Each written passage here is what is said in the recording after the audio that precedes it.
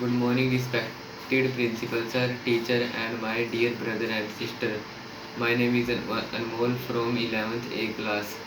मैं आपको आज एक कहानी सुनाना चाहता हूँ जिसका नाम है भ्रम में मत पड़ो। एक बार की बात है, एक राजा अपने मंत्री और अन्य सिपाहियों के साथ शिकार के लिए वन में गया। शिकार ना मिलने के कारण राजा अपने दल बल सहित घोड़े दौड़ाते हुए सुरंग घाटी में आया। घाटी में तरह तरह के रंग बिरंगे फूल खिले थे। पहाड़ों पर ऊंचे देवदार के वृक्ष पताकाएं की तरह लहरा रहे थे। राजा को यह दसवंधिया भाग गई। उन्होंने अपनी दलबल सहित वहीं डेरा डाल दिया। अभी सुबह होने को थी कि राजा के कानों में पक्षियों की मधुर आवाज रस घोलने लगी। राजा ने अपने तंबू से बाहर झांका। पूर्व दिशा में सूर्य उदय से पहले फैली लाली की घटा देखकर राजा प्रकृति की इस लीला पर मोहित हुए बिना नहीं रहे। थोड़ी ही देर में सूर्य उदय हो गया। घाटी में धूप फैल गई। राजा ने अचानक पश्चिम दिशा देखा कि दूर एक सोने का पहाड़ है जो सोने की चमक के समान ही चमक रहा है। वाह! राजा के मुंह से अनाया निकला, यह तो पहाड़ ही सोने का है। हमारे राज्य में तो सोना देखने को भी लोग तरस जाते हैं। यहाँ पर तो इतना सोना है कि कोई उठाने वाला भी दिखाई नहीं देता।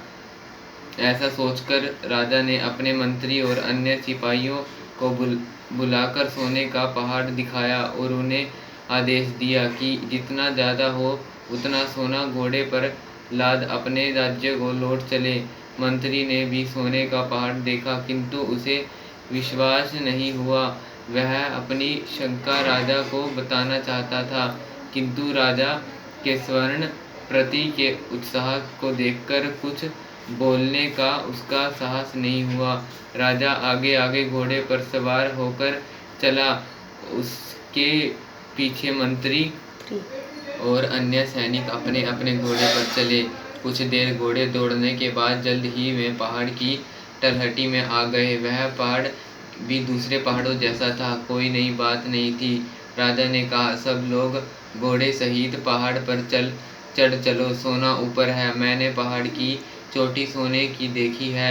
यह ठीक पहाड़ के नीचे से चोटी दिखाई नहीं दे रही है। घोड़े ऊपर चढ़ चले। काफी ऊंचाई तक जाने के बाद पहाड़ पर यत्र तत्र बर्फ मिलने शुरू हो गई।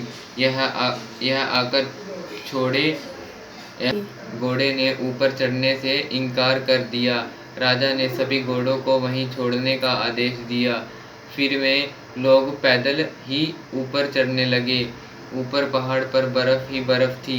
जैसे जैसे ऊंचाई पर जाते थे चट्टान की भांति जमी हुई बर्फ दिखाई देती थी।